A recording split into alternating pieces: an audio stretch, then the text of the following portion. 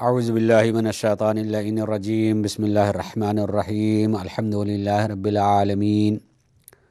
والصلاة والسلام علی اشرف الانبیاء والمرسلین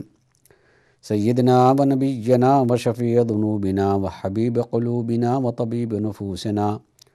ابی القاسم محمد وعلی اہل بیتہ الطیبین الطاہرین المعصومین ولعنة اللہ علی اعدائہم اجمعین من یومنا ھذا الی یوم الدین اما بعد فقد قال اللہ سبحانہ تبارک وتعالی فی کتابہ الکریم وہو اصدق القائلین وقولہ الحق بسم اللہ الرحمن الرحیم لا تکونوا کالذین نسوا اللہ فانساہم انفسہم اولئک هم الفاسقون۔ سامعین و ناظرین کرام، میں پروگرام تلاش کے ساتھ آپ کے ساتھ ہوں۔ میں مسلسل جب اس پروگرام میں آتا ہوں تو ایک بات کی یاد دہانی ضرور کراتا ہوں کہ تلاش پروگرام اس سوچ اور اس فکر کے تحت رکھا گیا کہ انسان کی فطرت اور اس کی طبیعت میں تلاش کا مادہ پایا جاتا ہے۔ تلاش اس کی زندگی میں ہے۔ تلاش کا موضوع مختلف ہو سکتا ہے، وہ کس چیز کی تلاش میں ہے۔ آدمی اس اعتبار سے، اپنی فکر کے اعتبار سے یا اپنے دوستوں کے افکار کو پیش نظر رکھتے ہوئے یا کسی قاعدے اور قانون کی کتاب کو پڑھ کر کے یا مذہب کے بتائے ہوئے راستے کو منتخب کرے گا۔ عموماً یہی ہوتا ہے کہ انسان کسی نہ کسی مذہب کو مانتا ہے، لیکن اپنے تلاش کے سلسلے میں مذہب سے رستہ نہیں پوچھتا کہ میں فلاں چیز کی تلاش میں ہوں اور اس چیز تک پہنچنے کے لیے میرے مذہب نے کون سا راستہ بتایا ہے اور کس طرح سے میں وہاں تک پہنچ سکتا ہوں۔ بہت سارے موضوعات پر گفتگو ہوئی اور مذہبی اعتبار سے اس کے راستے بھی بتائے گئے، اور اس راستے کے بتانے کے ضمن میں نے مسلسل یہ بات کہی کہ اگر انسان مذہب کے بتائے ہوئے راستے پر عمل کرے گا، اس پر چلے گا تو منزل تک پہنچے گا بھی، اور اسی کے ساتھ ساتھ اسے دنیا اور آخرت میں ثواب کا استحقاق بھی پیدا ہوگا، اس لیے کہ اس نے اپنے خالق اور مالک کے ذریعے بتائے ہوئے راستے پر عمل کرنے کی توفیق ہوئی ہے۔ مگر میں نے ادھر مسلسل یہ بات بھی کہی ہے کہ جہاں انسان راستہ تلاش کرتا ہے اور جو اس کی زندگی میں موضوعات آتے ہیں جن کے لیے وہ راستہ تلاش کرتا ہے، ان موضوعات میں سے ایک اہم ترین موضوع ہوتا ہے اپنا حق۔ اگر کسی انسان کو پتہ چل جائے کہ میرا حق فلاں کے پاس ہے تو وہ اپنے حق کو پانے کے لیے راستے تلاش کرتا ہے کہ میں اپنے حق کو کس طرح سے پالوں اور اپنے حق تک پہنچ جاؤں اور حق مجھ تک پہنچ جائے۔ وہ حق سچی بات بھی ہو سکتی ہے، سچا کام بھی ہو سکتا ہے، اور حقوق مالی، مادی، اور ہو سکتا ہے کہ فکری یا دوسرے طرح کے شکل و صورت میں وہ ہو۔ بہرحال انسان اپنا حق پا لینا چاہتا ہے، لیکن ایک رخ اسی حق کے پا لینے کے سلسلے میں یہ بھی ہوتا ہے کہ انسان اپنا حق تو لے لینا چاہتا ہے، جبکہ عقلاً اور شرعاً یہ بات طے ہے کہ اگر میرا حق کسی کے پاس ہے تو صرف حق ایک طرفہ نہیں ہوتا ہے، یقیناً اس کا بھی حق مجھ پر ہوگا۔ لہذا جہاں آدمی اپنا حق چاہتا ہے اسے اپنے اوپر کسی کے حق کو جاننا چاہیے اور اسے ادا کرنا چاہیے۔ اعمال کو بیان کرتے ہوئے ہمارے اور آپ کے چوتھے امام حضرت امام زین العابدین علیہ الصلاۃ والسلام نے اعمال کے حقوق بھی بتائے ہیں۔ ہم کسی حق کو انجام دیتے ہیں اس لیے کہ مجھے یہ پتہ ہے کہ یہ انجام دوں گا تو اس سے میرا حق ملے گا، نماز پڑھ لوں گا، اس کا نتیجہ اور حق آخرت کی کامیابی ہے، جنت ہے اور دوسرے ثواب ہیں۔ اسی طرح سے روزے رکھوں گا، یقیناً اس کا دنیا کا جہاں ثواب ہے، دنیا کے جہاں فوائد ہیں، آخرت میں بھی اس کے نتیجے مجھے فلاں چیز ملے گی۔ آدمی اس کو پانے کے لیے ان اعمال کو انجام دیتا ہے۔ میں ہر ایک عبادت کو الگ الگ بیان کر سکتا ہوں اور شاید اس سلسلے میں بیان کروں بھی، لیکن اصل جز اور اصل حصہ اور اصل بات جو بیان کرنی ہے وہ یہ کہ جہاں ہم عمل کے نتیجے میں ملنے والے حق کے منتظر رہتے ہیں، اس سے پہلے خود اس عمل کا حق بھی ہمارے اوپر ہوتا ہے۔ ہمیں اس حق کو جاننا چاہیے اور اس کی ادائیگی بھی ہونی چاہیے۔ گزشتہ ہفتے میں نے نماز کے حق کو سرکار امام زین العابدین علیہ السلام کی بیان کردہ عبارت کے ضمن میں بیان کیا، یعنی رسالۃ الحقوق میں جس طرح سے امام نے نماز کے حق کو بیان کیا، اس کا تذکرہ کیا۔ آج اسی کے بعد چوتھے امام حضرت امام زین العابدین علیہ الصلاۃ والسلام روزے کا حق بیان کر رہے ہیں۔ اس کو سنیے گا۔ روزہ رکھ کر کے اس کا جو فائدہ ہمیں ملنے والا ہے، دنیا میں وہ مل جاتا ہے اور آخرت میں بھی یقین ہے کہ یقیناً ملے گا، لیکن خود روزے کا حق بھی ہمارے اوپر ہے۔ کم سے کم چاہے جاننے ہی کا حق ہو یا اس کے فوائد کا حق ہو یا دوسری طرح سے، ہمیں اسے جاننا چاہیے اور اس کا خیال رکھنا چاہیے تاکہ اس کے حق کو ادا کر سکیں۔ ایک طرفہ حق کی امید نہیں رکھنا چاہیے اور ایک طرفہ حق نہیں مانگنا چاہیے، بلکہ اگر حق لے رہے ہیں تو حق ادا بھی کریں۔ چوتھے امام حضرت امام زین العابدین علیہ السلام رسالۃ الحقوق میں روزے کے حق کو بیان کیا ہے، جو اصل میں روزے کا فلسفہ بھی ہے۔ اس حق کو ہمیں جاننا اور سمجھنا چاہیے۔ عبارت کو پڑھنے سے پہلے، یعنی جو امام نے حق بیان کرتے ہوئے عبارت تحریر فرمائی ہے، اس کی قرأت اور اس کے پڑھنے سے پہلے ایک چیز گزارش کروں کہ روزہ جو ہم اردو میں روزہ کہتے ہیں، اسے عربی میں سیام یا صوم اور جو روزے کا مہینہ آتا ہے اسے رمضان کہا جاتا ہے۔ صوم کے معنی کیا ہیں اور رمضان کے معنی کیا ہیں، یہ ذہن میں رکھیے گا کہ تقریباً ہر زبان کی لغات میں اگر کوئی ایک کلمہ آتا ہے، کوئی ضروری نہیں ہے کہ اس کا ایک ہی معنی ہو، اس کے کئی معانی بھی ہو سکتے ہیں، اور جہاں وہ کلمہ و لفظ استعمال ہوتا ہے اس جگہ کی مناسبت سے اگر اس کے کئی معانی ہیں تو اس محل استعمال کو پیش نظر رکھتے ہوئے ہم اس کا معنی اور ترجمہ کر لیتے ہیں۔ رمضان لغت کے اعتبار سے اس کا معنی ہے گرمی کی شدت، وہ شدت کہ جس شدت کی بنیاد پر اگر ریگزار ہو تو وہ تپنے لگے۔ اسی لیے اسی مناسبت سے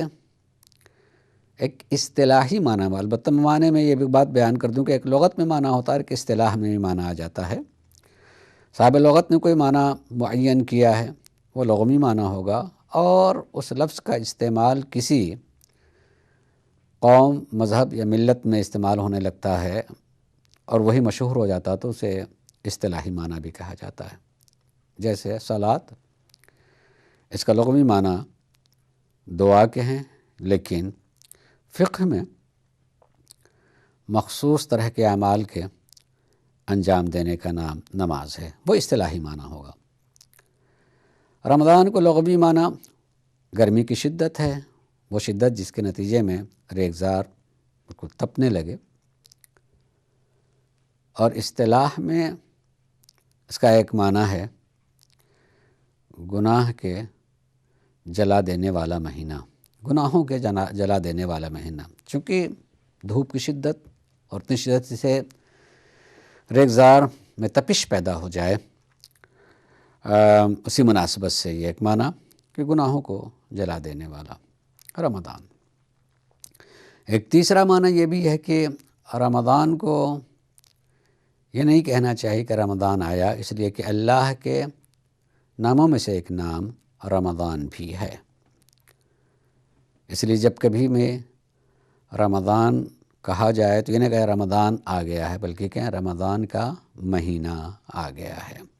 یا آنے والا ہے، یا آ رہا ہے۔ اسی طریقے سے صوم کے معنی، صیام کے معنی کسی چیز سے اپنے کو روک لینا، اس لیے اس کو خودداری بھی کہہ سکتے ہیں، کنٹرول کر لینے کو بھی کہا جا سکتا ہے۔ یہ صوم یا صیام،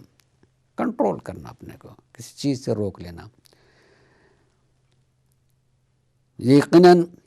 روزہ رکھ کر کے انسان بہت ساری چیزوں سے اپنے کو انسان روکتا ہے، کھانے سے روکتا ہے، پانی سے روکتا ہے، شہوات و خواہشات سے روکتا ہے۔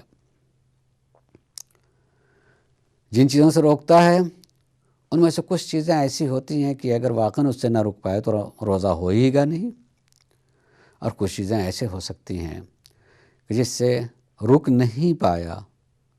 لیکن روزہ ہو جائے گا۔ مثلا انسان روزہ رکھ کر کے کسی نامحرم کو جان کے دیکھ رہا ہے اور نگاہ ڈال کر کے، انسان گنہگار ہوگا مگر روزہ نہیں ٹوٹے گا۔ البتہ یوں کہا جا سکتا ہے کہ اسی لیے روزے کی بھی قسمیں بیان کی گئی ہیں۔ روزے کی قسموں میں سے ایک روزہ وہ روزہ ہے جو عمومی روزہ ہے، روزہ عام، ایک عام روزہ کہا جائے۔ عام روزہ کس روزے کو کہا جاتا ہے؟ وہ روزہ جس روزے میں انسان صرف اپنے کام و دہن یعنی منہ کو بچا لے کھانے سے، پیٹ کو بچا لے وہاں غذا کو پہنچانے سے، اور عملی طور سے اپنی شرمگاہوں کو بچا لے کسی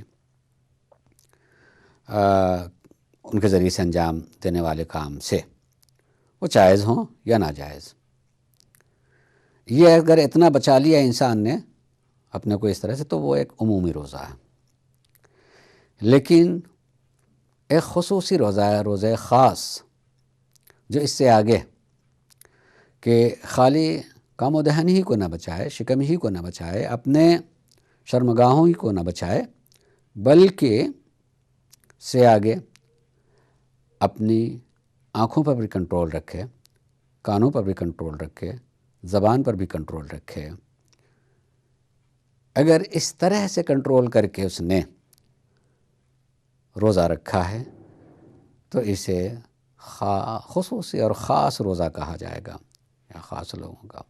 لیکن تیسرا روزہ خاص الخاص ہے، یعنی خاص میں سے بھی خاص۔ اس میں اصل میں کنٹرول اپنے فکر پر بھی رکھنا، وہ تو اس کے افکار یعنی برائیوں کو سوچے بھی، اس کے فکر بھی نہ آئے۔ دیکھیے فکروں کے لیے کوئی دروازہ نہیں ہوتا ہے کہ کہا جائے کہ اس کو دروازے کو بند کر دیا۔ آنکھ کا دروازہ ہے کہ پلکوں کو بند کر لیا مثلا، زبان کا دروازہ ہے، دو ہونٹ بند کر سکتا ہے آدمی۔ کانوں کا بھی ایک راستہ ہے جس راستے کو کسی نہ کسی چیز سے بند کیا جا سکتا ہے، لیکن فکر کا دروازے اس کا کوئی بند کرنے کا سسٹم نہیں ہے۔ ایک کنٹرول ہی ہو سکتا ہے کہ آدمی اپنے افکار پر بھی کنٹرول کرے۔ اگر ایسا ہو تو یقیناً وہ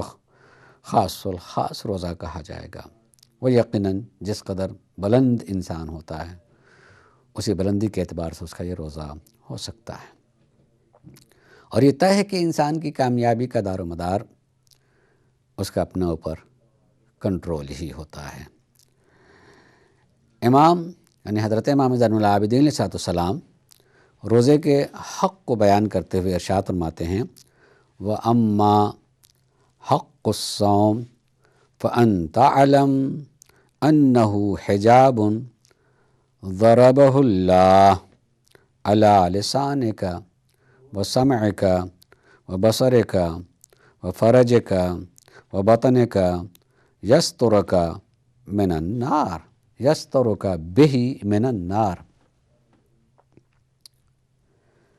حق روزے کا تمہارے پر کیا ہے کہ کم سے کم یہ جانو تو، جب آدمی جانے گا تبھی اس کے حق کو ادا کرے گا۔ کم سے تم یہ جانو کہ روزہ ایک حجاب ہے، ایک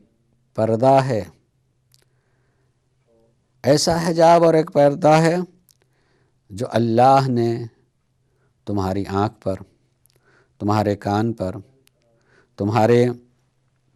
نظر پر، تمہاری شرمگاہوں پر اور تمہارے پیٹ پر ڈال رکھا ہے کہ اس پردے کے ذریعے سے اللہ تمہیں جہنم سے بچاتا ہے۔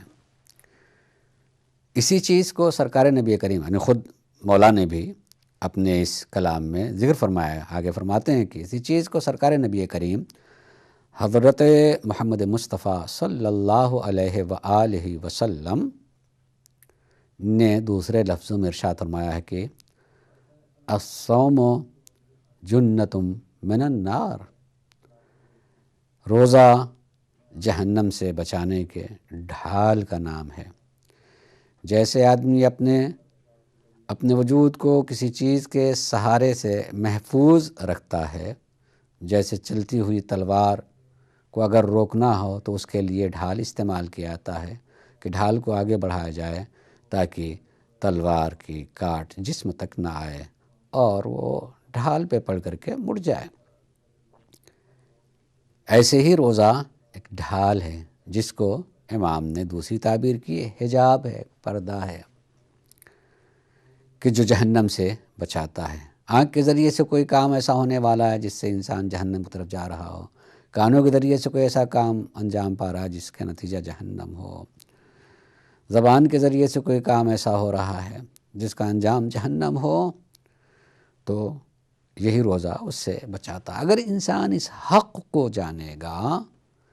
تو اس حق کے جاننے کی وجہ سے خیال تو ہوگا نا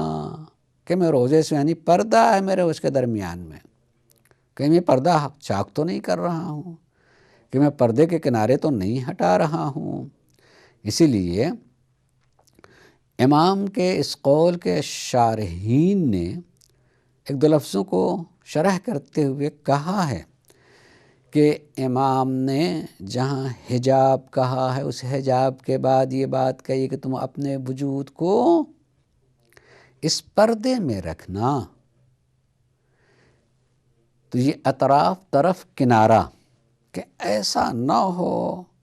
کہ تمہارے اعضاء اور جوارح کے درمیان اور جہنم کے مابین کہ ایک طرف تمہارے اعضاء اور جوارح ہیں اور دوسری طرف جہنم ہے، بیچ میں یہ پردہ یہ ہمارا صوم، یہ ہمارا روزہ ہے، کہ ایسا نہ ہو کہ تمہارے حرکات و سکنات کی وجہ سے اس پردے کے کنارہ اٹھنے لگے، اور اٹھے تو پھر وہ چیز اس چیز کی طرف نگاہ بڑھ جائے، یہ کان بڑھ جائے، یہ زبان بڑھ جائے، یہ دوسرے اعضاء اور جوارح بڑھ جائیں جو ہمارے لیے جائز نہیں تھا، حرام تھا،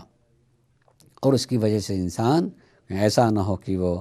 تھوڑا سا اٹھا ہوا پردہ کہیں زیادہ نہ اٹھ جائے اور آدمی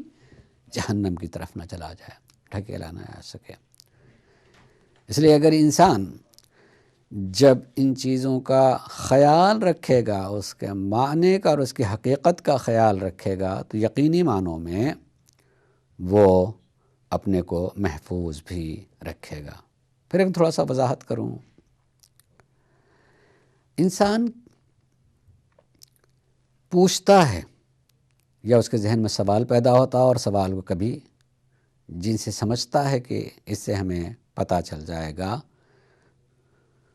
تو اس سے سوال کرتا ہے، اس سے پوچھتا ہے کہ میں نماز پڑھتا ہوں، خیالات دوسری طرف جاتے ہیں، نماز ہی یاد نہیں رہ جاتی ہے، وجہ کیا ہے؟ اس لیے اس نے نماز کے حق کو جانا نہیں،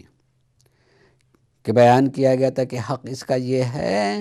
کہ تم یہ جانو کہ یہ ایک واسطہ اور ایک ذریعہ ہے تمہیں اللہ کی بارگاہ میں آنے کا۔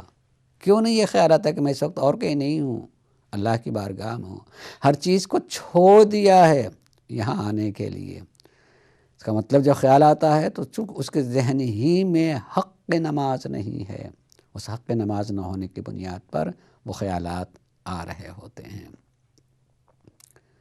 جب یہ کہے کہ نہیں، میں نے اس ذریعے کو استعمال جس نے مجھے یہاں تک پہنچا دیا ہے، ایسے ہی روزہ رکھے اور اس کے حق کو جانے کی روزہ حجاب کا نام ہے۔ کہیں آنکھ غلط طرف اٹھ رہی ہے، زبان غلط لفظوں کو اپنے نوک پر لے کے آ رہی ہے، تو خیال ہو کہ نہیں، پردہ ہے میرے اور جہنم کے درمیان میں، یہ زبان سے، یہ آنکھ سے، یہ کان کے ذریعے سے کہیں اس پردے کا گوشے تو نہیں اٹھائے جا رہے ہیں، اور گوشہ کہیں اتنا نہ اٹھ جائے کہ ہم جہنم سے قریب ہو جائیں۔ جب حق کو ادا کرے گا تو وہی حق کی ادائیگی اسے بچاتی بھی رہے گی۔ اللہ ہم سب کو توفیق عنایت فرمائے کہ ہم روزے کے حق کو جانیں اور اس کو ادا کریں۔ وآخر دعوانا ان الحمد للہ رب العالمین۔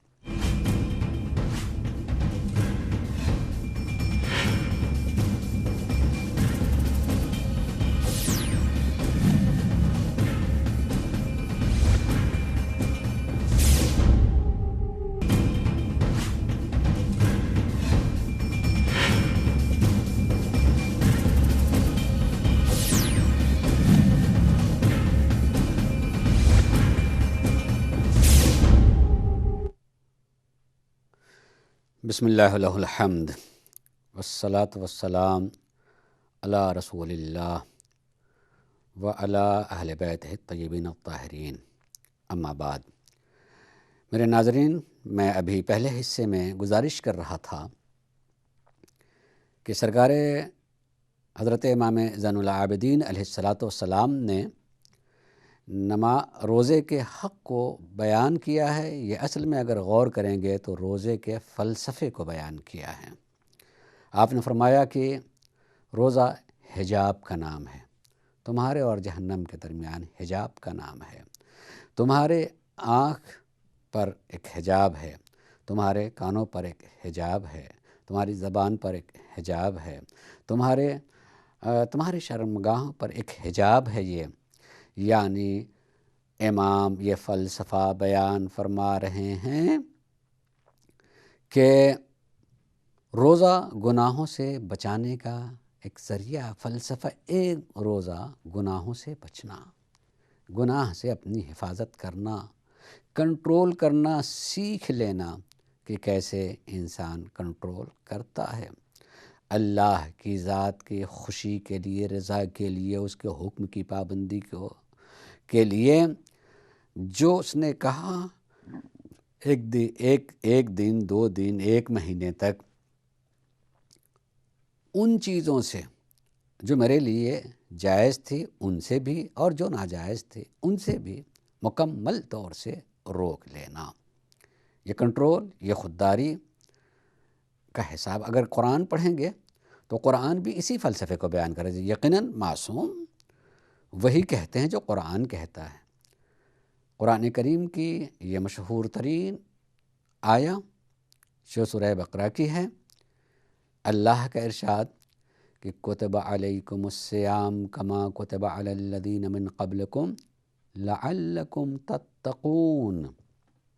لعلکم تتقون یہ فلسفہ صیام ہے، فلسفہ روزہ ہے کہ تم پر روزہ واجب کیا گیا ویسے ہی جیسے تمہارے پہلے والوں پر روزہ واجب تھا۔ کاہے کے لیے روزہ واجب کیا گیا ہے؟ لعلکم تتقون، تاکہ تم متقی بن جاؤ، تم میں تقوی آ جائے۔ میں معمولاً اس بات کو بیان کرتا رہتا ہوں، اور ہو سکتا ہے کہ آپ کے ذہن میں ہو کہ میں نے کہا ہے، مگر موقع اور محل ہے لہذا دہرا رہا ہوں کہ تقوی کسی طرح کی شکل و صورت یا کسی خاص قسم کے لباس پہننے کا نام نہیں ہوتا ہے۔ تقوی اپنے کو محفوظ بنانے کا نام ہوتا ہے، اپنی حفاظت کا نام ہوتا ہے۔ اس لیے اس کا معنی بھی حفاظت ہی کرنا ہے، بچنا ہوتا ہے، اپنے کو بچانا۔ اور بچتا کیسے ہے آدمی؟ اس طرح سے اگر انسان کو یقین ہو کہ جس کے ہاتھ میں سزا اور جزا ہے، میرے غلط کو جان کر کے مجھے سزا دے گا، میرے اچھائیوں کو دیکھ کر کے یا جان کر کے مجھے جزا دے گا، اگر اسے یقین ہو کہ میں اس کی نگاہوں کے سامنے ہوں، تو قطعاً اور قطعاً جرأت نہیں پیدا ہوگی کہ وہ ایسا کام کرے جس کا نتیجہ سزا ہو، بلکہ اس کی آنکھوں کے سامنے وہی کرے گا جس کا نتیجہ جزا ہو،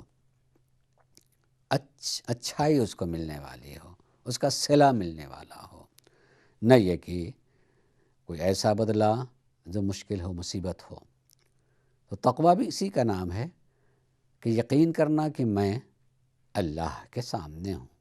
وہ مجھے دیکھ رہا ہے، میں دیکھوں یا نہ دیکھوں وہ مجھے دیکھ رہا ہے۔ یہی فلسفہ ہے، اور اسی فلسفے کو دوسرے لفظوں میں چوتھے امام نے فرمایا کہ یہ روزہ حجاب ہے، پردہ ہے۔ تمہاری آنکھوں پر پردہ، روزے کی وجہ سے کہ آنکھ سے وہ گناہ نہ ہو جو کیا جا سکتا ہے آنکھ سے، جیسا کہ قرآن نے یہ بات کہی ہے کہ تمہارا رب تمہاری آنکھوں کی خیانت کو بھی جانتا ہے۔ اور ایسے ہی ہم کہیں کہ انسان دبی آنکھوں سے بھی کسی چیز کو دیکھتا اور آنکھ ادھر موڑ لیتا ہے جسے نہیں دیکھنا چاہیے۔ اس کو امام نے یہ بیان کیا کہ کہیں ایسا نہ ہو کہ اس طرح سے ہونے لگے تو گویا کہ اس پردے کا گوشہ اٹھنے لگے گا، اور پھر تمہاری نگاہ اس پر پڑ جائے گی جس کا دیکھنا تم پر حرام تھا۔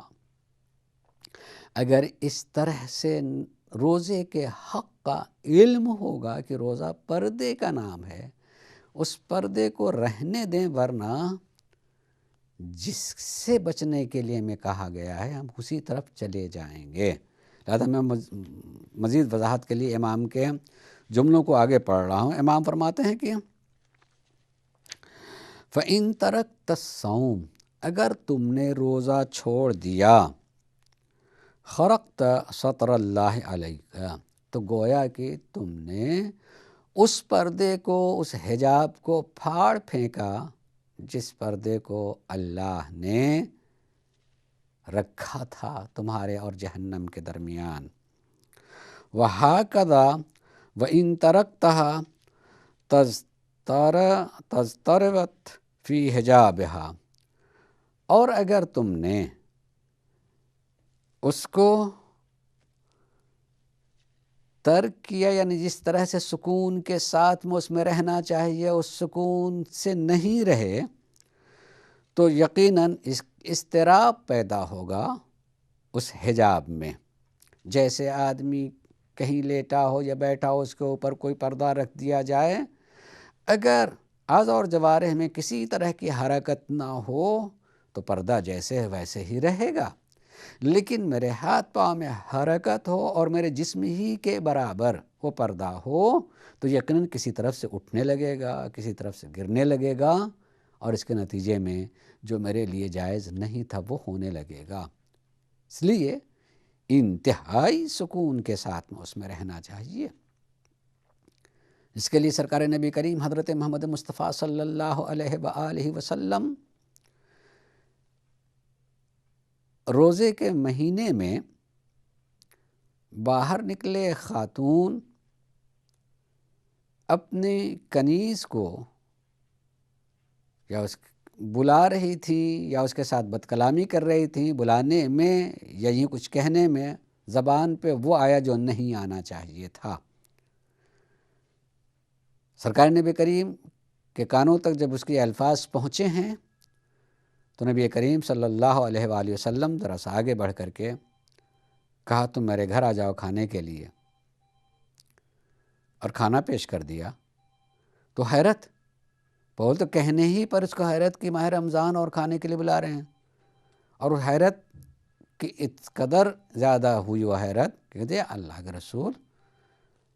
مگر یہ ماہ صیام نہیں ہے، یہ روزے کا مہینہ نہیں ہے۔ تو اللہ کے رسول نے کہا اور جو تم اپنی زبان پہ لے کے آ رہی ہو کیا اس مہینے کے مناسبت رکھتا ہے؟ یعنی تم اس پردے کو چاک کر رہی ہو جو اللہ تبارک و تعالیٰ نے تمہارے اوپر، تمہارے درمیان میں رکھا تھا، تمہاری زبان پہ رکھا تھا۔ وہ نبی کریم عملاً بتا رہے ہیں کہ اگر کوئی شخص اس طرح کر رہا ہے گویا کہ اس کے وجود میں اضطراب ہو رہا اور وہ پردے ہٹ رہے ہیں اور وہ چیزیں ہو جائیں گی جو حرام ہیں اور ہونے لگتی ہیں۔ یہ پورے خیال کے ساتھ کہ روزے کا حق ادا ہو، خیال رہے کہ یہ پردہ بس میرے وجود کے برابر ہے، اگر میں اس میں اطمینان سے نہیں رہا، یعنی جو آنکھ، کان، زبان، اعضاء اور جوارح کے لیے ضروری ہے اسی سکون کے ساتھ ویسے ہی رہنا چاہیے، ورنہ پردہ ادھر ادھر سے ہٹ جائے گا اور ہم قریب ہو جائیں گے اس خطا سے، اس غلطی سے یا اس عذاب سے جس سے بچنا ہمارے لیے ضروری تھا۔ تو امام فرماتے سکنت اطراف کا فی حجبتہا، اگر اسی پردے میں تم نے اپنے تمام اعضاء اور جوارح کو سکون کے ساتھ میں رکھا تو رجوت ان تکون محجوبا، تو تم امید کر سکتے ہو کہ واقعی یہ پردہ باقی رہ جائے گا اور ہم اس غلطی سے محفوظ یا جہنم تک پہنچنے سے محفوظ رہ جائیں گے۔ وَإِن تَرَكْتَهَا، اور خدا نے کردہ اس کو ترک کر دیا یعنی سکون سے نہیں رہے تو پھر اس حجاب میں اضطراب پیدا ہوگا۔ وَتَرْفَعُ جَنْبَاتُ الْحِجَاب، کنارے جو پردے کے اٹھنا شروع ہو جائیں گے۔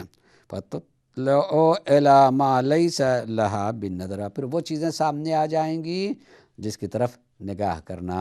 جائز نہیں تھا۔ اور صرف یہ نہیں کہ جائز نہیں تھا، اور پھر وہ چیز اب سامنے آ جائیں گے تو وجود میں ایک شہوت پیدا ہوگی، خواہش جو بھڑکانے والی ہوگی اور آدمی اس طرف بڑھ جائے گا۔ اور پھر یہ اطمینان نہیں رہ جائے گا کہ خالی یہ پردہ اٹھائی ہے، بلکہ پردہ پھٹ سکتا ہے، یعنی وہ نہیں رہ جائے گا۔ لم تأمن ان تخرق الحجاب وتخرج منہ، اطمینان نہیں رہے کہیں ایسا ہو کہ پردہ پھٹ جائے تم ہمارے اس عمل کی بنیاد پر اور تم اس میں نہ رہ پاؤ۔ ولا حول ولا قوت الا باللہ العلی العظیم، کوئی قوت اور طاقت سوائے اللہ کی ذات کے اور کوئی نہیں ہے۔ عزیزو، اس فلسفے کو سمجھانے کے بعد کہ جب بھی انسان، مسئلہ صرف ماہ رمضان کی نہیں ہو رہی ہے، روزے کی ہو رہی ہے، روزے کی ہو رہی ہے کہ اگر انسان روزہ رکھے ہے تو روزے کی حالت میں اسے روزے کا حق معلوم ہونا چاہیے کہ روزہ ایک پردہ ہے میرے اور جہنم کے درمیان میں، اور یہی میری حفاظت کر سکتا ہے۔ اور حفاظت کا طریقہ بھی یہ بتا دیا کہ طریقہ یہ ہے کہ تمہارا وجود سکون کے ساتھ اس میں ہو، یعنی حالت روزہ میں سکون کے ساتھ، آنکھ ادھر ادھر نہیں اٹھنا چاہیے، کان ہر چیز کے لیے نہیں کھلنے چاہیے ہیں، زبان نہیں کھل جانی چاہیے کسی چیز کے لیے، ہر چیز کے لیے، بلکہ فکر کو کام کرنا چاہیے کہ مجھے پہلے روزے کے حق کو ادا کرنا، جب روزے کا حق میں ادا کر دوں گا تو روزے کا حق یقیناً مجھے مل جائے گا، اس دنیا میں بھی اور آخرت میں بھی۔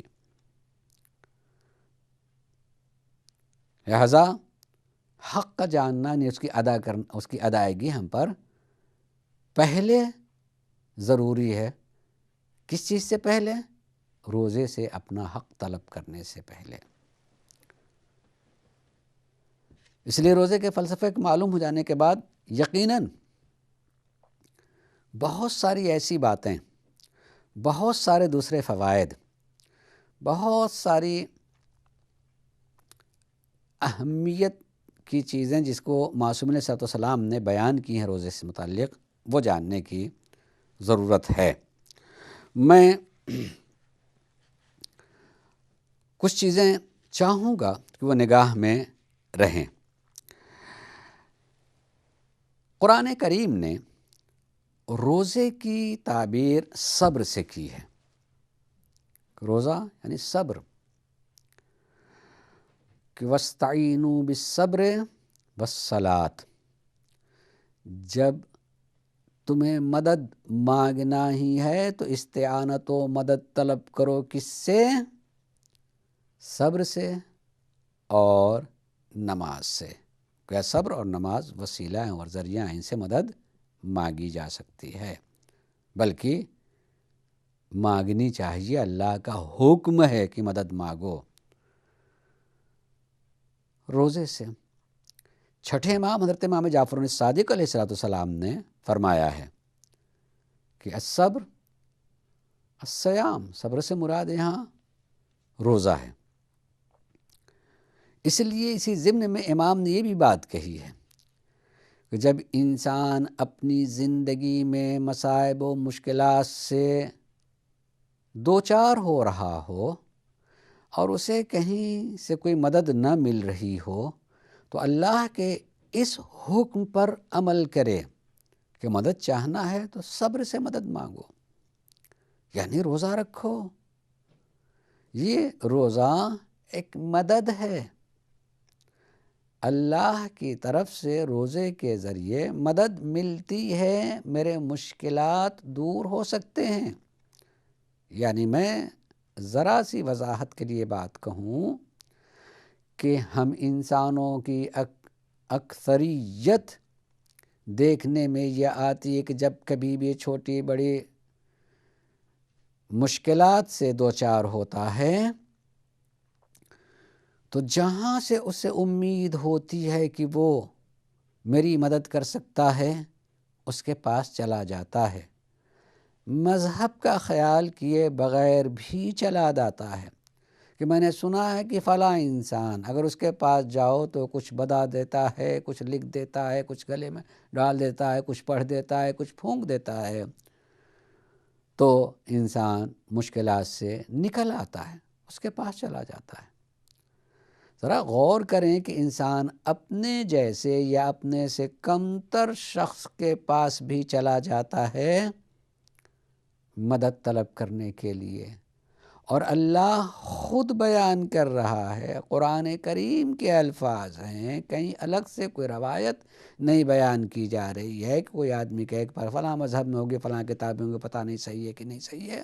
قرآن کریم کے یہ الفاظ کے وَاسْتَعِینُوا بِالصَّبْرِ، اور چھٹے امام جو صادق امام ہیں فرماتے ہیں کہ صبر صوم روزے کا نام ہے۔ تو اگر انسان کو حل چاہیے روزہ رکھے، مشکلات سے بچنا ہے، مشکلات کے مقابلے میں مدد کی ضرورت ہے، مدد دینے والا روزہ ہے۔ جب بھی کبھی روزے کی بات کہی جاتی ہے تو روزے کا مطلب ہمیشہ ذہن میں آتا ماہ رمضان، رمضان کے مہینے کا روزہ نہیں، زندگی میں انسان کو روزے رکھنا چاہیے۔ اگر استحباب کے باتوں کو دیکھیں تو استحباب میں ہر مہینے 3 روزے رکھنا مستحب ہے۔ اگر صحت جسمانی کے اعتبار سے، فکری، جسمانی، ہر اعتبار سے صحت مندی کی ضمانت ہے روزہ۔ کھا پی لینا اور کھاتے پیتے رہنا یہ صحت مندی نہیں ہے، بلکہ کھانے سے بچانا بھی۔ میں ایک دو روایت آپ کو پڑھ رہا ہوں۔ اول تو مشہور ترین ایک حدیث ہے جس میں یہ بات بیان کی گئی ہے کہ روزہ ایک وہ پلر ہے، ایک ستون ہے جس پر دین قائم، یعنی مذہب اور دین کی عمارت کے 5 ستون ہیں۔ ان 5 ستونوں میں سے ایک ستون کا نام روزہ بھی ہے۔ نماز، روزہ، حج، زکوٰۃ، اور 5ویں ستون کا نام ہے ولایت، حب اہل بیت، ولایت نبی و آل نبی۔ یہ 5 ستون ہیں دین کی عمارت کے، اسی پر سارا دین کی عمارت قائم ہے۔ اس میں سے ایک ستون کا نام روزہ بھی، اس کی اہمیت کو بیان کیا گیا نا۔ ہاں، چھٹے امام حدیث کو نقل فرما رہے ہیں اپنے جد امجد سرکار نبی کریم حضرت محمد مصطفیٰ صلی اللہ علیہ وآلہ وسلم سے کہ ایک دن اپنے اصحاب میں کے درمیان بیٹھے ہوئے تھے تو آپ نے اصحاب کو مخاطب کر کے ارشاد فرمایا، فرماتے ہیں کہ الا اخبرکم بشیء ان انتم تعلمتموہ، کیا میں تم نہیں چاہو گے میں تمہیں وہ چیز بتا دوں کہ اگر تم نے اس کو جان لیا، تباعد الشیطان کما تباعد المشرق بالمغرب، تو اگر تم اس کو جان لو گے اور جان کر کے اس پر عمل کرنے لگو گے تو شیطان تم سے اتنا دور ہو جائے گا جتنی دوری مشرق اور مغرب میں ہے۔ لوگوں نے چیخ کہا اللہ کے رسول، ہاں کیوں نہیں جانیں گے، آپ ضرور بتائیں۔ تو آپ نے فرمایا کہ اس میں سے پہلی چیز الصوم، روزہ، کہ اگر تم روزہ رکھنے لگو، روزے کے کو اپنی زندگی میں لے کر کے آؤ، میں لفظ عادت بولنے جا رہا تھا کہ روزے کے عادی بنو۔ عادت ایک الگ چیز ہوتی ہے، عادت اگر اچھی چیز ہے تو اس کو عبادت کی شکل دینا چاہیے، عبادت کے طور پر اس کو جو ہے شمار کرو۔ قرآن کی پہلی چیز یہ پہلی چیز ہے روزہ، کہ اگر تم روزہ رکھو گے تو شیطان کا چہرہ تمہارے روزہ رکھنے کی وجہ سے اس کا چہرہ سیاہ ہوتا ہے۔ والصدقہ تکسر الظہرہ، صدقہ دیتے رہو، تمہارے صدقہ دینے سے اس کی پیٹھ چکنا چور ہوتی ہے، ٹوٹتی ہے۔ والحب فی اللہ، اور ذات الہی سے کو محبوب رکھنا، ہر کام اس کے لیے کرنا، اس کی محبت میں کرنا۔ والمعادرۃ علی العمل الصالح، اور معاونت کرتے رہنا عمل صالح پر، اچھے کام کے لیے، کہ یقطع دابرہ، کہ اس طرح یہ کرنے کی وجہ سے شیطان کی کمر ٹوٹ جاتی ہے۔ والاستغفار یقطع وتینہ، اور استغفار کرتے رہو کہ استغفار کرنے کی وجہ سے اس کی شہرک کٹ جاتی ہے، اس کی شہرک کٹ جاتی ہے۔ تو اس کا مطلب یہ کہ اگر یہ جو 4-5 چیزیں بتائیں، ایک روزہ رکھنا، دوسرے اللہ کی ذات سے محبت، تیسرے صدقہ، اور چوتھے استغفار، کہ اس سے اس کی شرح بھی کٹ جاتی ہے۔ 4 چیزیں انسان کرتا رہے تو شیطان اس سے اتنی دور ہو جائے گا جیسے جتنی دوری مشرق اور مغرب میں پائی جاتی ہے۔ یقیناً روزے کے سلسلے میں تفصیلات ہیں، نہج البلاغہ میں روزے سے متعلق بہت کچھ سرکار مولا کائنات حضرت علی بن ابی طالب علیہ السلام نے کہا ہے، اس میں سے صرف 1-2 چیزوں کا تذکرہ کر رہا ہوں۔ امام نے فرمایا کہ لکل شیء، ہر چیز پر ایک زکوٰۃ ہوتی ہے۔ زکوٰۃ البدن، الصیام، روزہ رکھنا، یہ بدن کی زکوٰۃ ہوتی ہے۔ یہ کلمات قصار میں آپ کا قول ہے۔ اور آپ نے فرمایا کہ صوم شہر رمضان، ماہ رمضان کا روزہ رکھا جائے تو رکھو، بلکہ فَإِنَّهُ جُنَّةٌ مِّنَ الْعِقَابِ، یہ عقاب سے بچنے کے ڈھال کا نام ہے، عذاب سے بچنے کے ڈھال کا نام ہے۔ اور اسی کلمات قصار میں امام کا یہ قول ہے کہ آپ نے فرمایا کہ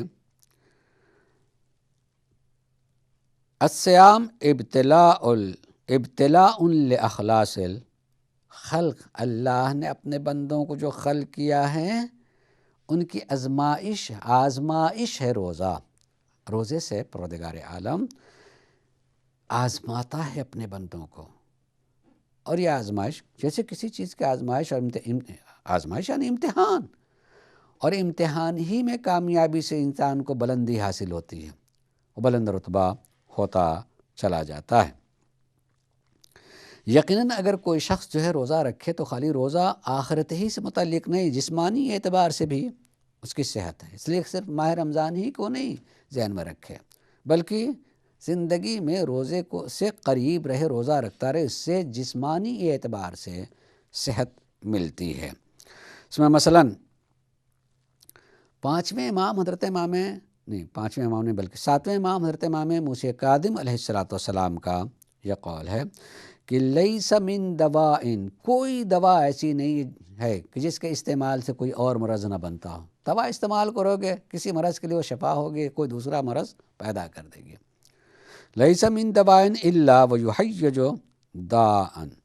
اس سے ایک دوسرے بیماری کا وجود ہوتا ہے۔ ولیس شیء فی البدن انفع من امساک البدن مما یحتاج الیہ، اور سب سے نفع بخش چیز بدن میں یہ ہے کہ تم بدن کو ان چیزوں سے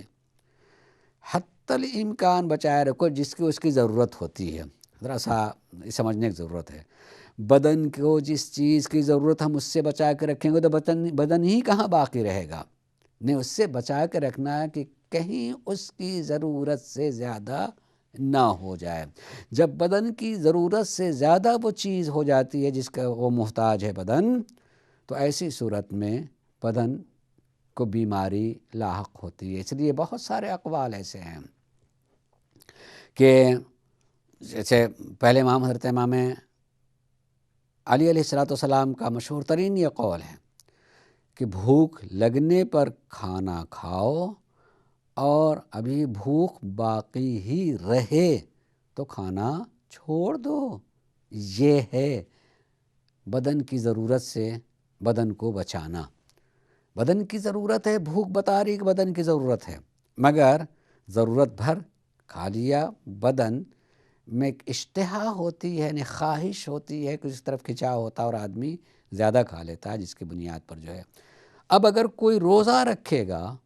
تو روزہ یعنی ایک کنٹرول کا ذریعہ ہے، اپنے پر کنٹرول کا ذریعہ ہے کہ ہم اپنے بدن کو اگر کبھی کسی وقت زیادہ کھا لیا ہے، ہو ہی جاتا ہے، انسان ہی ہے، تو اگر اس نے ہر مہینے یا بہرحال جیسے بھی اس کے لیے امکانات ہوں وہ اپنے کو آمادہ کرے گا تو یقیناً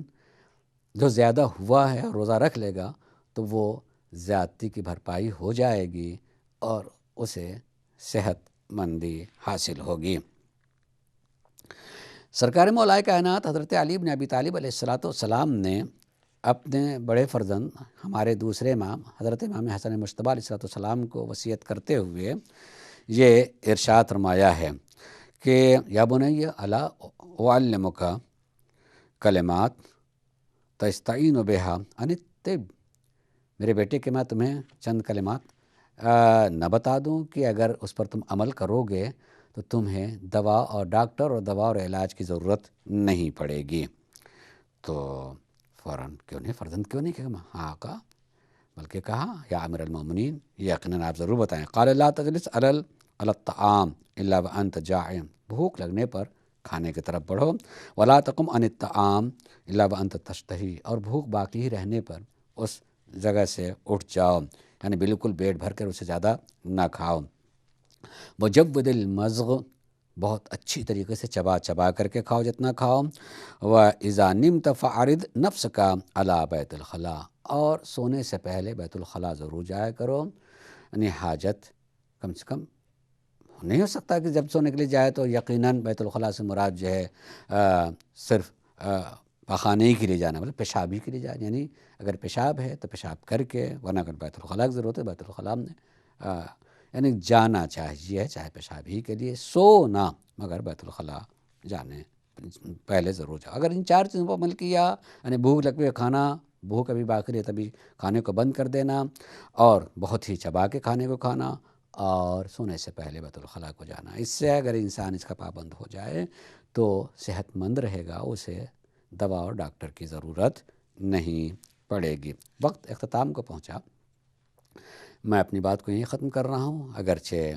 معاشرتی اعتبار سے بھی روزے کے بہت زیادہ فوائد ہیں۔ یہ ذہن میں رہے کہ میں نے ماہ رمضان کے روزے کو بیان نہیں کیا ہے، بلکہ روزہ یعنی اللہ کے لیے روزے کو رکھنا اپنے صحت و سلامتی کے لیے۔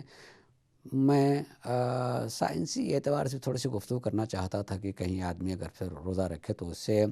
معدے کا زخم بھی پیدا ہوتا اور اس سے بیماریاں پیدا ہوتی ہیں، غلط ہے، اس کی دوسری وجوہات ہو سکتی ہیں، بلکہ روزہ صحت مندی کی علامت ہے اور ضمانت ہے۔ اللہ ہم سب کو توفیق عنایت فرمائے کہ ہم روزے کے حق کو پہچانیں اور جانیں اور اس پر عمل کریں۔ وآخر دعوانا ان الحمدللہ رب العالمین۔